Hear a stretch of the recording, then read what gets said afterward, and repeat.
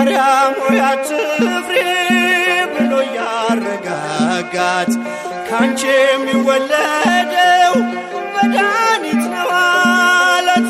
ወንድ ስለማላውቅ እንዴት ይሆናል ብላ ጠየቀችው።